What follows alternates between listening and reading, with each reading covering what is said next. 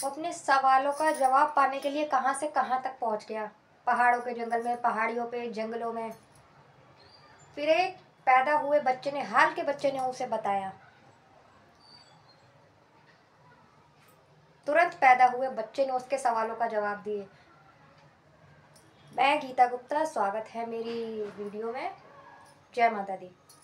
आज की कहानी कुछ ऐसी होने वाली है कि इंसान के कर्मों का फल यही मिलता है। तो आइए देखिए। एक राजा होता है, उसके मन में एक प्रश्न चल रहा होता है, एक सवाल चल रहा होता है। वो आसपास के सभी पंडितों को, ज्ञानी बाबाओं को, सबको बुला लेता है अपनी सभा में और उनके आगे एक प्रश्न रखता है। वो प्रश्न होता है कि एक ही टाइम पे पैदा हुए दो लोग और दोनों की किस्मत अलग अलग क्यों होती है। जब वो एक ही टाइम पे पैदा हुए हैं, जैसे कि मैं राजा बना हूँ, मेरे साथ ही पैदा हुआ इंसान वो भिखारी बना है, ऐसा क्यों? ऐसा क्यों नहीं कि मैं राजा बना हूँ तो उसे भी राजा बनना चाहिए, या फिर वो भिखारी बना है तो मुझे भी भिखारी बनना चाहिए। मेरे पास तो इतनी धन दौलत है, इतना पैसा है, उसके पास कुछ भी नहीं है, ऐसा क्यों? तो वहाँ उनका जवाब सुनकर सब शांत हो जाते हैं। कोई जवाब नहीं दे पाता उनकी बातों का।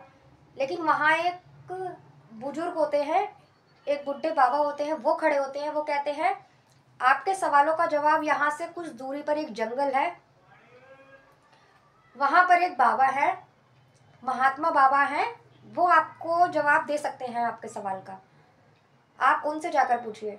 तो वो जाते हैं, जंगलों में जाते हैं। राजा राजा चलते चलते, ढूंढते ढूंढते जंगलों में जाते हैं। उन्हें वो देखकर चौंक जाते हैं। वो देखते हैं कि वो बाबा आग के आगे बैठे हुए हैं। महात्मा बाबा आग और अंगारे खा रहे हैं। कोयले, अंगार जो होते हैं ना, वो खा रहे हैं, जल्दी जल्दी उठाकर खा रहे हैं वो जलते हुए अंगारे। वो देखकर बड़े चौंक जाते हैं। वो अपने सवाल का प्रश्न करते हैं उनके आगे, तो वो गुस्सा हो जाते हैं। कहते हैं, मैं तेरे सवालों का जवाब नहीं दे सकता, तू आगे जा, मेरे को अभी बहुत तेज भूख लगी है, मैं अपनी भूख शांत कर रहा हूँ। तो कहते हैं, तेरे को तेरे सवालों का जवाब, पहाड़ियों पे जा, पहाड़ियों पे एक महात्मा ज्ञानी है, वो तेरे सवालों का जवाब दे सकते हैं, तू वहाँ जा। वो क्या, उनकी सवालों की इच्छा बहुत ज़्यादा बढ़ती जाती है कि मेरा सवाल तो ऐसा है कि हर किसी के पास मेरे प्रश्न का उत्तर ही नहीं है, किसी किसी के पास है, मुझे और आगे जाना पड़ेगा। उनकी उत्सुकता और बढ़ जाती है, तो वो और आगे जाते हैं। वो पहुंच जाते हैं पहाड़ियों पर। पहाड़ियों पर ढूंढते इधर उधर जाके वो हक्के बक्के रह जाते हैं। उन बाबा को देखकर महात्मा बाबा मिल जाते हैं और वो हक्के बक्के रह जाते हैं। वो देखते हैं कि वो महात्मा बाबा अपने शरीर की खाल नोच नोच कर खा रहे हैं, चिमटे से खाल नोच नोच कर खा रहे होते हैं, अपनी ही खाल, अपना मांस नोच नोच कर चिमटे से खुद खा रहे होते हैं। तो वो देखकर बहुत ही चौंक जाते हैं। वो अपना प्रश्न उनके आगे रखते हैं, तो वो फिर से उन्हें गुस्से में देखते हैं और डांटते हैं, मैं तुम्हारे प्रश्नों का उत्तर नहीं दे सकता क्योंकि मुझे बहुत तेज की भूख लगी है। अगर मैं तुम्हारे प्रश्नों का उत्तर दूंगा तो मैं भूख से ही मर जाऊंगा। वो कहते हैं, तुम आगे एक गांव है, तुम उस गांव में जाओ, तुम्हारे प्रश्नों का उत्तर तुम्हें वहां मिलेगा। तुम्हारे प्रश्न का उत्तर, आदिवासी एक गांव है, यहाँ से कुछ दूरी पर आदिवासी गांव है, आदिवासी गांव में एक बच्चा पैदा होने वाला है, वही तुम्हारे प्रश्नों का उत्तर दे सकता है इस दुनिया में, और कोई तुम्हारे प्रश्नों का उत्तर नहीं दे सकता। तो वो और भी ज़्यादा उत्सुक हो जाते हैं अपने सवाल का जवाब जानने के लिए। अब वो जाते हैं, ढूंढते ढूंढते आदिवासी गांव पहुंचते हैं। वहाँ ढूंढते ढूंढते वो घर भी उन्हें मिल जाता है। अब वो उस घर में जाते हैं। वो जो मियाँ बीवी होते हैं, पति पत्नी होते हैं, उनसे कहते हैं कि आपके जो बच्चा जन्म लेने वाला है आपकी कोख से, उससे मुझे अपने प्रश्न का उत्तर जानना है। और वो जो होते हैं बाबा, वो उनसे ये भी कहते हैं कि वो कुछ ही टाइम जीवित रहेगा। अगर तुझे तेरे प्रश्न का उत्तर जानना है तो तुझे जल्दी ही वहाँ पहुँचना होगा, क्योंकि वो कुछ ही पल के लिए जीवित रहेगा वो बालक।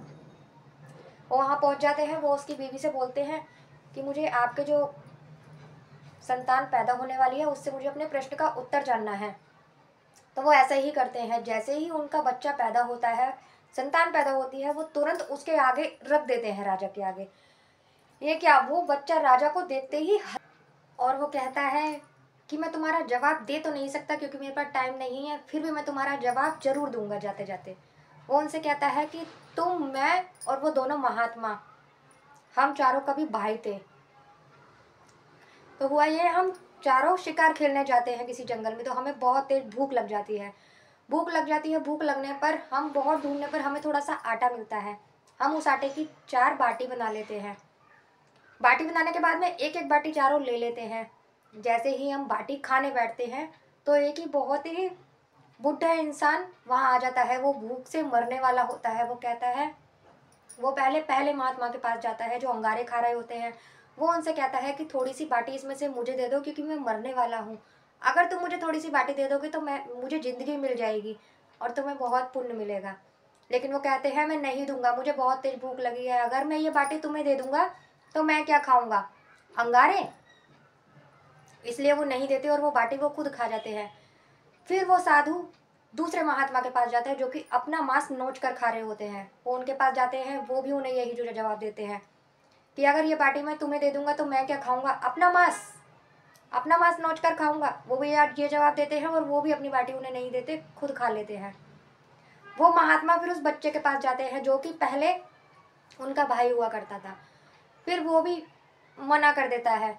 वो कहता है कि यही मेरे साथ भी हुआ था, मैंने भी ऐसा ही किया था और मना कर दिया था उन्हें कि मैं नहीं दूंगा, क्योंकि मैं भूख के आगे मजबूर था।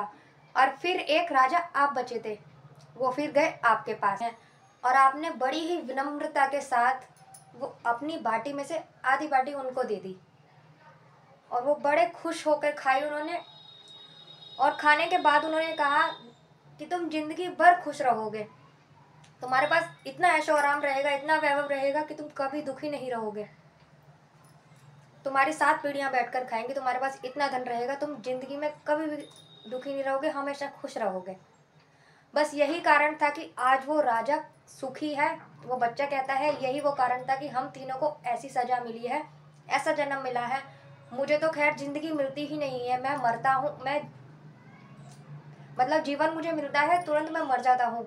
मेरे कर्मों के हिसाब से मुझे ये हुआ है। उन दोनों के कर्मों के हिसाब से उन्होंने खाना नहीं दिया था उसे, तो उनके साथ भी ऐसा ही हुआ। कह रहे और तुमने बिना कुछ सोचे अपनी भूख को बिना देखे हुए उसे आधी बाटी दे दी थी, इसीलिए आज तुम्हारे साथ है, तुम सुखी हो, आराम से अपनी ज़िंदगी जी रहे हो। तो कहते हैं ना कि जो जैसा करता है वो वैसा ही भुगतता है। ये बिल्कुल सच्ची कहानी है, ये पुरानी कहानी है बहुत,